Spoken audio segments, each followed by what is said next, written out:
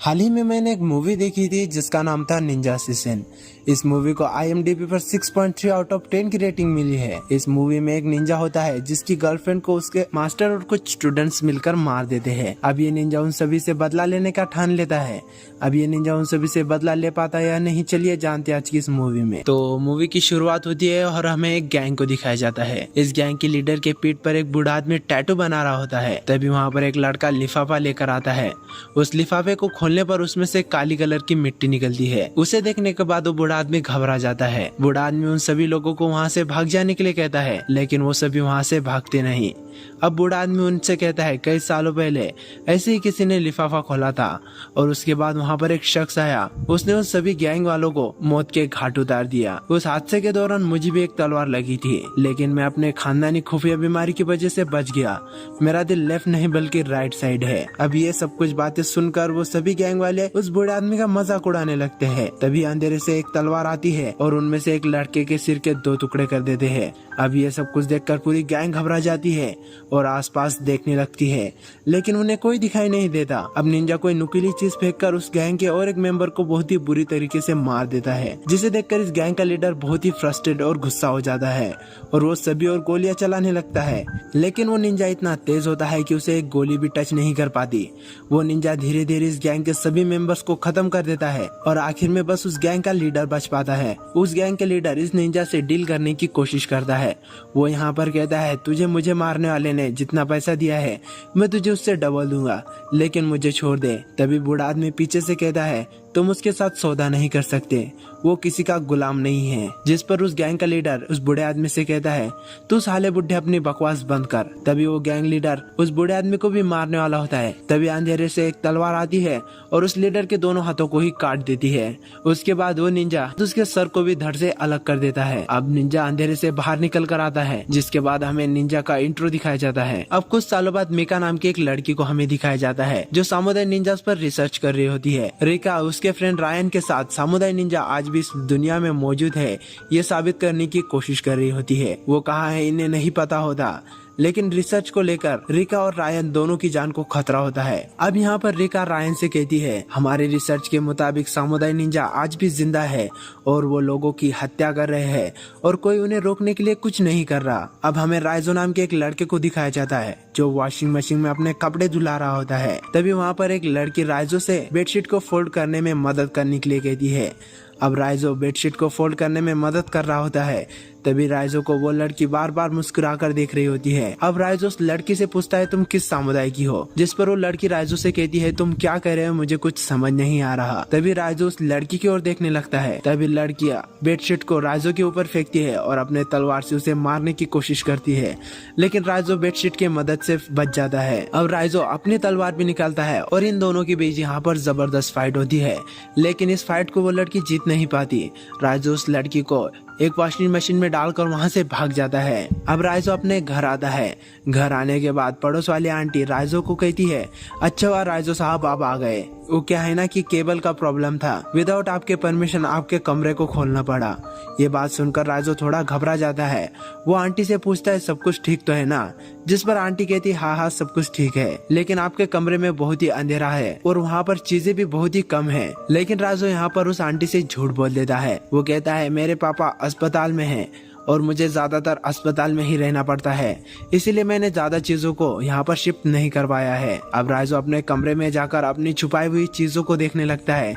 सभी चीजें अपनी जगह ठीक होती है। अब सब कुछ चीजें देखकर राइजो अपनी ट्रेनिंग करने लगता है। इसी के साथ हमें राइजो के बचपन का सीन दिखाया जाता है। राइजो को बचपन में ही बहुत ही सख्त ट्रेनिंग दी जाती है। यहाँ पर राइजो के मास्टर राइजो को बिना आवाज किए फर्श पर चलने की ट्रेनिंग दे रहे होते हैं, लेकिन गलती से राइजो के पैर के नीचे से एक कील की आवाज निकल जाती है, जिसके बाद राइजो के मास्टर अपनी जगह से उठते हैं और राइजो के दोनों पैरों पर अपने धारदार हथियार से मार मार के खून निकाल देते हैं। अब राइजो उन्हीं पैरों के साथ वहां से चला जाता है, लेकिन दर्द की वजह से राइजो को रात को नींद नहीं आ रही होती है। वहाँ के बच्चों में एक लड़की होती है जो राइजो का हमेशा ख्याल रखती है। वो लड़की राइजो के पैरों पर कुछ दवाइयाँ लगाती है, जिसकी वजह से राइजो रात को सो पाता है। अब हमें फिर से प्रेजेंट का सीन दिखाया जाता है, जिसमें रिका को एक मर्डर केस के दौरान CCTV फुटेज मिलती है, जिसमें राइजो का वीडियो होता है। रिका उसे देखकर कहती है, कौन हो तुम? इसके बाद सीन शिफ्ट होता है और हमें राइजो को दिखाया जाता है जो अपने निंजा स्किल को डेवलप करने की कोशिश कर रहा होता है। अब हमें फिर से राइजो का पास्ट का सीन दिखाया जाता है, जिसमें एक लड़का राइजो के मुंह पर आग के गोले को मारकर उसे कमजोर कर देता है, जिसकी वजह से राइजो को वो लड़का आसानी से हरा देता है। हराने के बाद राइजो को उसके मास्टर इतना बड़ा दर्द देते हैं जिसे राइजो बिल्कुल भी सहन नहीं कर पाता। राइजो के मास्टर उसे कहते हैं, तुम्हें किसी भी तरह इस दर्द को झेल कर रात निकालनी होगी, आज का तुम्हारा यही इम्तिहान है। अब राइजो रात को दर्द की वजह से सो नहीं पाता, लेकिन राइजो अपने मास्टर की बातों को याद करता है और उस दर्द पर भी महारत हासिल कर लेता है। अब सुबह राइजो के मास्टर उसे जैसे ही ठीक होता हुआ देखते हैं, राइजो को वो और ज्यादा मोटिवेट करते हैं। अब राइजो अपने बहुत सारे टेक्निक्स पर मास्टर हो जाता है।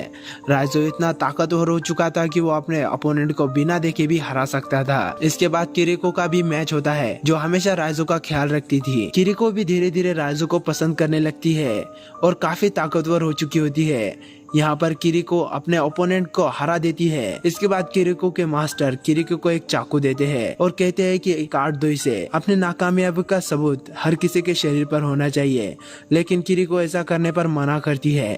जिसके बाद उसके मास्टर उससे कहते हैं, तुम्हें इसका अंजाम तो पता है ना।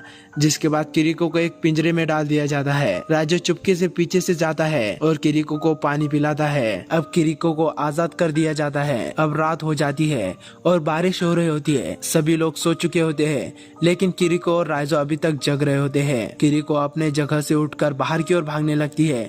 तभी उसके पीछे पीछे राइजो भी भाग रहा होता है। अब राइजो किरिको को आवाज देकर रुकने के लिए कहता है। राइजो किरिको से कहता है, तुम यहाँ से क्यों भाग रही हो। जिस पर किरिको कहती है, मुझे यहाँ नहीं रहना। राइजो किरिको से कहता है, अगर यह बात मास्टर को पता चली तो वो तुम्हारे दिल को तुम्हारे सीने में ही चीर देगा।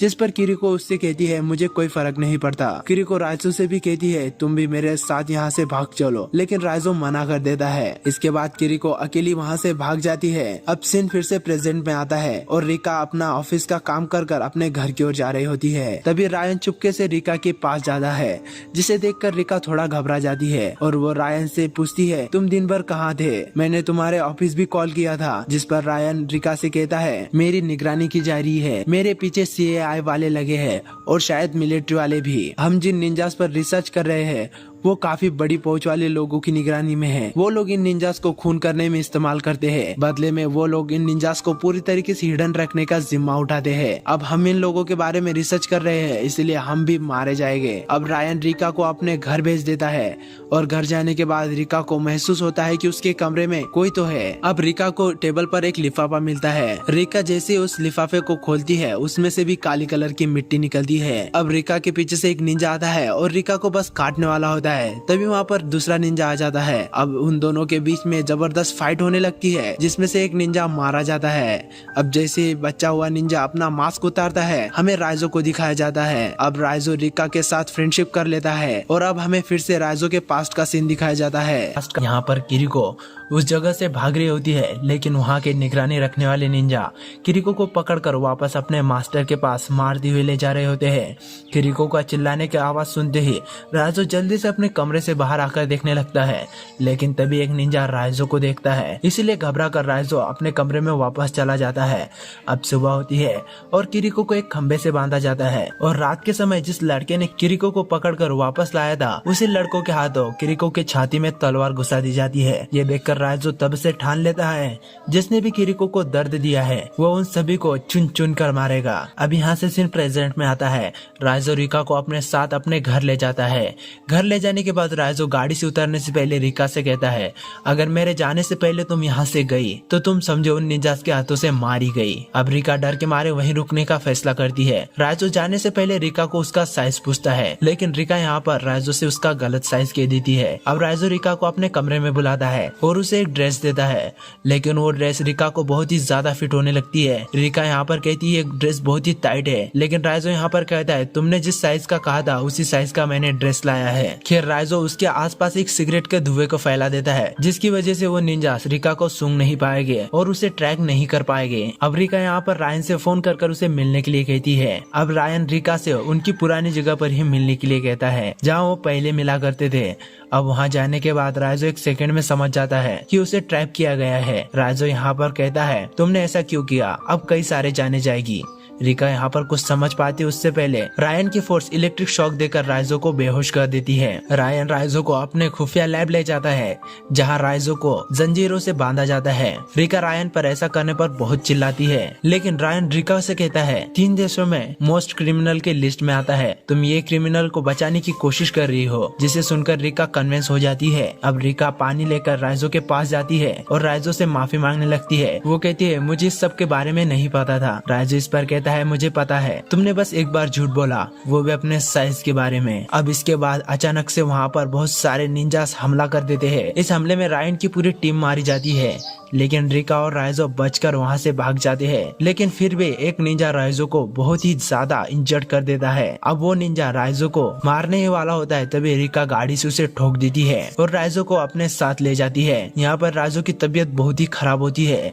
राइजो अपने छोटे मोटे जख्मों को आसानी से रिकवर कर सकता है, लेकिन उसकी भी एक लिमिट है। राइजो जेल में बहुत सारे निंजा से लड़ चुका था, इसलिए उसके शरीर में बिल्कुल भी ताकत नहीं बची होती। राइजो की हालत देखकर रिका ट्रैकिंग डिवाइस को दबा देती है, जो उसे रायन ने इमरजेंसी में यूज करने के लिए दिया होता है।